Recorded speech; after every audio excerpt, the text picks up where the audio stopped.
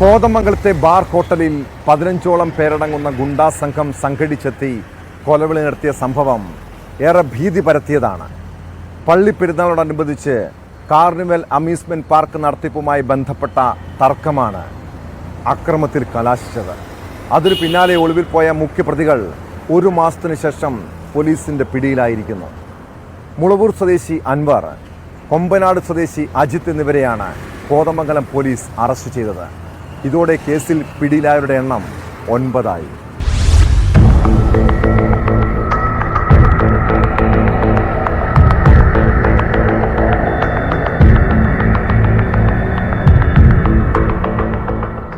കഴിഞ്ഞ ഒക്ടോബർ 14 സംഭവം.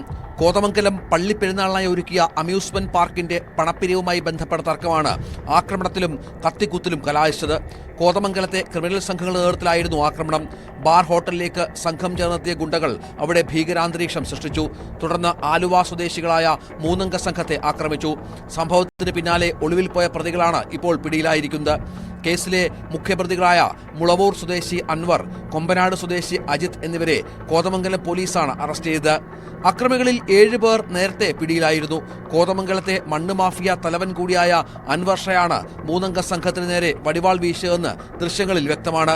മനാഫ്, സിബി, റഫീഖ് എന്നിവരെ അൻവറിന്റെയും അജിത്തിന്റെയും നേതൃത്വത്തിലുള്ള സംഘമാണ് ആക്രമിച്ചത്. ഹോട്ടലിലെ ആക്രമണത്തിന് ശേഷം ആശുപത്രിയിൽ വെച്ചും ഇരു സംഘവും തമ്മിൽ ഏറ്റുമുട്ടി. പരിക്കേറ്റവരെ ആശുപത്രിയിൽ എത്തിച്ചപ്പോഴും സംഘർഷമുണ്ടായി. അവിടെ വെച്ച് മനാഫും സിബിയും ചേർന്ന് പ്രതികളെ തിരിച്ചും ആക്രമിച്ചു. ഈ ആക്രമണത്തിൽ അൻവർ ഷായ്ക്ക് ഗുരുതര പരിക്കേറ്റിരുന്നു.